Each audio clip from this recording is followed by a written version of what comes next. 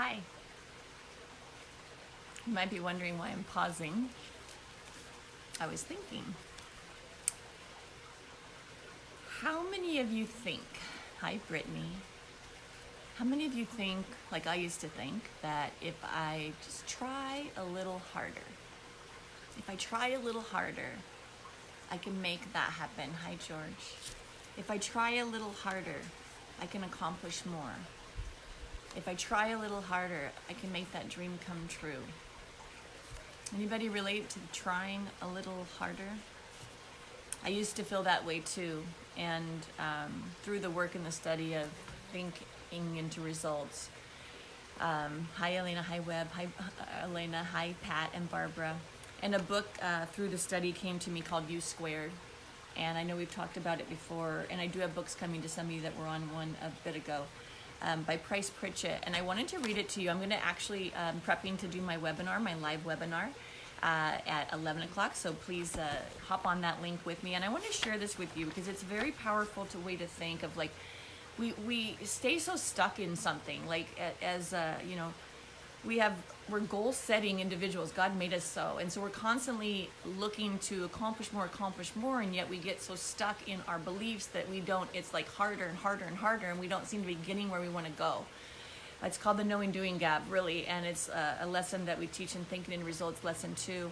And this really spoke to me about, like, I choose to do quantum leaps. I know many of you have been watching my story, and since doing this work and this study, I've experiencing quantum leaps. I got off the phone this morning with my dear friend Mick down in Hollywood, and I was just seeing, like, being down there once a month, working with, hi Dick and Wilma, working with the producer that I work with, Phil, and then he's like, yeah, Phil wants you here once a month. So that just happened. It's just like seems to be happening for me as I change my beliefs.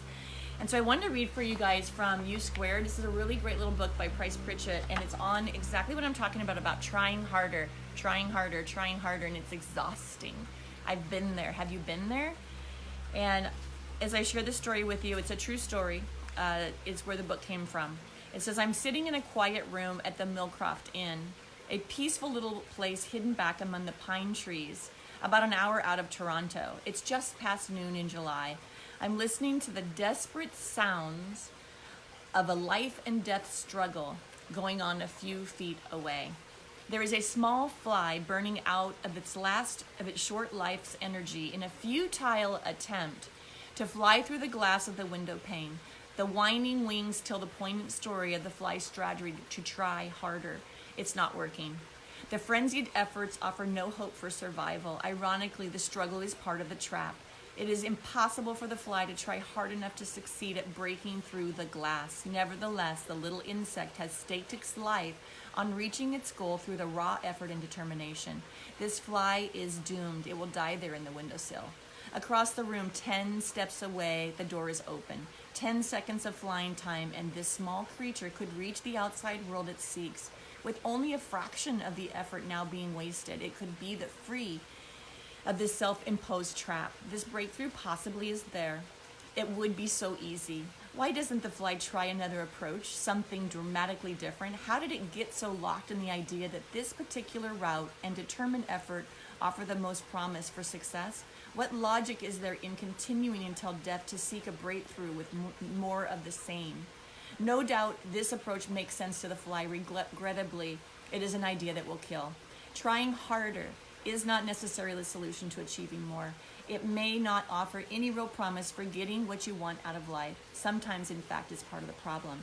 If you stake your hopes for a breakthrough on trying harder than ever, you may kill your chances for success. By Price Pritchett. And I want to leave you with that thought, thinking about this. There are other ways. If what you're doing is not getting you the success, fulfilling the dreams that you have in your life, there are ways. And the Thinking into Results program, which I facilitate with Bob Proctor, is an answer that's worked for me. I would love for you to join me on my webinar. Hi, Kate. It's at 11 o'clock. My dear friend and other fellow consultant from Miami will be joining me, Andreas, and a lot of his friends.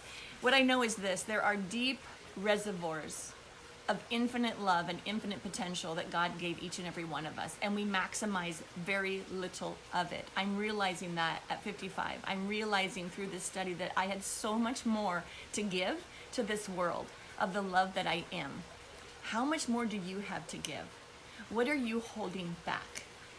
What is it you're not believing of yourself that you are capable of doing? If God gave you that dream, and it may be stuffed somewhere, it may be somewhere back behind you that you forgot about, revisit it. Ask God to bring that to you. Ask him to give you the courage to step into it. And join me. Join me and Andreas at 11 o'clock right here on a Zoom call. I've got the link on here. Hi, George. I've got the link on here. I promise you it will bless your life to spend time with my mentor and my friend, an incredible truth leader and potential, human potential, Bob Proctor. He studied this for almost 60 years, and he's sharing with us at 11 o'clock. So I look forward to seeing you join me. Make it a great day, and yeah, let's look for a different way, a different approach, okay? Let's not just keep trying harder. And first of all, trying is saying we're not enough. So no more trying. Let's do it, and you are enough. God bless. Have a beautiful day, and I'll hope to see you soon. Bye.